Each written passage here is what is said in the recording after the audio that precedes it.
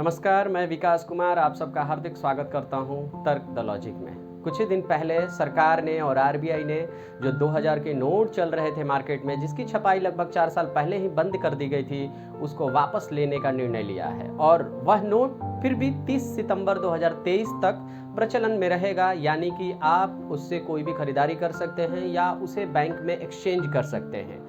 2000 के नोट वापस लेने के पीछे सरकार का क्या उद्देश्य हो सकता है, ये जानने से पहले हमें जानना होगा 2016 में हुई नोटबंदी के बारे में। 8 नवंबर 2016 उस दिन भारत के प्रधानमंत्री नरेंद्र मोदी के द्वारा यह ऐलान किया जाता है कि आधी रात के बाद भारत में चलने वाले 500 और 1000 के नोट को बंद कर दिया जाएगा, यानी वो प्रचलन में नहीं रहेंगे। उनके द्वारा आप किसी भी खरीद बिक्री में कोई भी हिस्सा नहीं ले पाएंगे और उसके बाद नए 500 के नोट और 2000 के नोट भी जारी किए जाते हैं।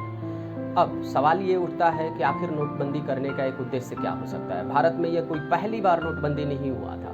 1946 में आरबीआई के द्वारा, रिजर्व बैंक ऑफ इंडिया के द्वारा एक नोटबंदी की गई थी, जिसमें कि 1000 और 10,000 के नोटों को बंद किया गया था और उनको फ्रेश रूप में एक नए अवतार के रूप में 1000, 5000 और 10,000 के नोटों को लाया गया था, जो लगभग 1954 तक जाकर पूरी तरह से देश में सर्कुलेशन में आ गए थे।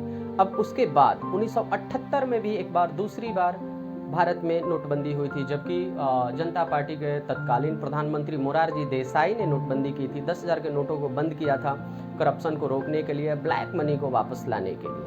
अब उस समय उतना ज़्यादा प्रचलन नहीं था इतने बड़े नोट का, तो कहा जा सकता है कि यह उतना कारगर साबित नहीं हुआ था।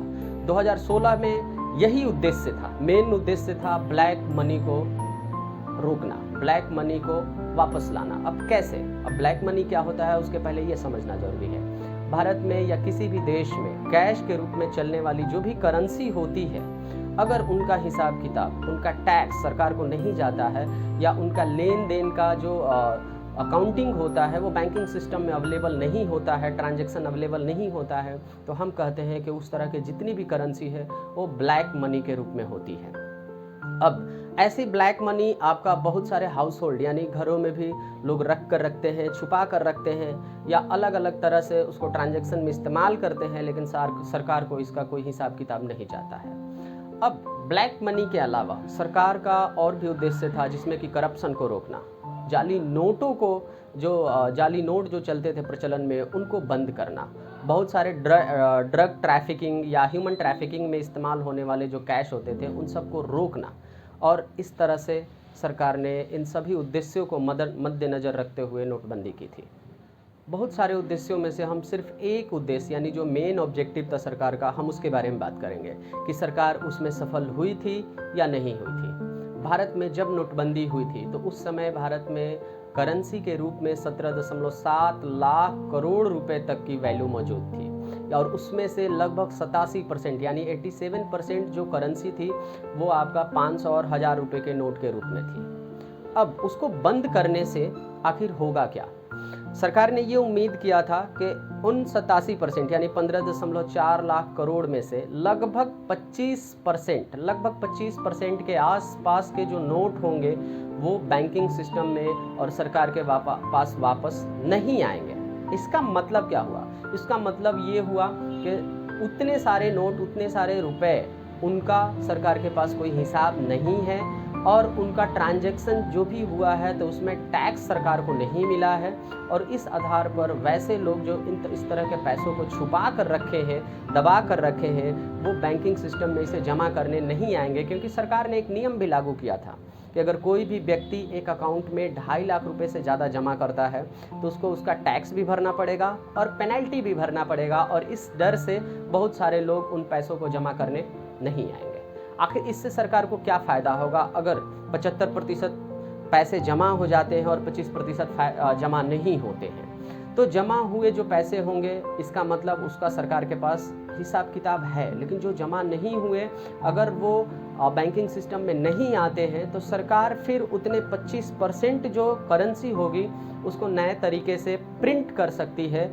यानी कि बैंकिंग सिस्टम में वो जो 25% करेंसी आएंगी नए तरीके से आएंगी, नए होंगे बिल्कुल, और उस आधार पर बैंक क्या कर सकती है कि बहुत सारे लोन यानी क्रेडिट जनरेट कर सकती है। क्रेडिट यानी उधार दे सकती है लोगों को, जिस तरह से लोन दिया जाता है उस बेसिस पर। मैं एक वीडियो इस पर भी बनाऊंगा कि कैसे बैंकिंग सिस्टम काम करता है और कैसे लोन दिया जाता है और उसके लिए कैश का क्या महत्व होता है। तो अगर कैश नहीं है बैंक के पास, बैंकिंग सिस्टम के पास कैश नहीं होता है, तो वो किसी को लोन भी नहीं दे सकती है। और उसी बेसिस पर अगर नए कैश आते हैं तो लोन देने की जो क्षमता है बैंकों के पास वो बढ़ जाएगी, और इस तरह से इन्वेस्टमेंट जो होगा पूरे देश में वो भी बढ़ जाएगा। और उसके आधार पर ऐसा माना गया था कि इकोनॉमी थोड़ी सी बूस्ट हो जाएगी, जीडीपी बूस्ट हो जाएगी। अब सवाल ये आता है कि हुआ क्या आखिर। नोटबंदी करने के बाद जब लोगों ने पैसे एक्सचेंज करना शुरू किया तो अंत समय तक ऐसी स्थिति आ गई कि सरकार को जितनी उम्मीद थी उससे बिल्कुल उलट हुआ, और लगभग 99.3% जो करेंसी थी, जो नोट थे, बैंकिंग सिस्टम में वापस आ गए। यानी सरकार ने सोचा था कि 25% वापस नहीं आएंगे, लेकिन सिर्फ 0.7% ऐसे नोट थे जो वापस नहीं आए। अगर कहा जाए तो यानी कि जो ब्लैक मनी बर्बाद होने वाली थी, लोगों के पास जो पैसा ब्लैक मनी के रूप में था वो रखे रह जाता, बेकार हो जाता, ऐसा बिल्कुल नहीं हुआ। सारे पैसे लगभग बैंकिंग सिस्टम में जाके एक्सचेंज हो गए या तो डिपॉजिट हो गए। यानी अगर कहा जाए कि ब्लैक मनी पर जो प्रहार करने की कोशिश सरकार ने की थी, सरकार उस पर पूरी तरह से विफल हो गई थी। और इसमें सिर्फ सरकार ही नहीं, हो सकता है कि ब्यूरोक्रेट्स, बैंकिंग सिस्टम में काम करने वाले लोग, इन सारे लोगों की मिली भगत, या बहुत सारे ऐसी भी कहानियाँ आपने सुनी होगी कि बहुत सारे लोगों के अकाउंट में पैसे नहीं होते थे, लेकिन किसी और के पैसे अपने अकाउंट में डलवा कर कुछ कमीशन लेकर ऐसी व्यवस्था करते थे, और धीरे धीरे सारे पैसे बैंकिंग सिस्टम में वापस चले गए। तो कहा जा सकता है कि आपका ब्लैक मनी जो जिस पर प्रभाव डालना था, जिस पर प्रहार करना था, सरकार इस काम में पूरी तरह से विफल हो गई थी।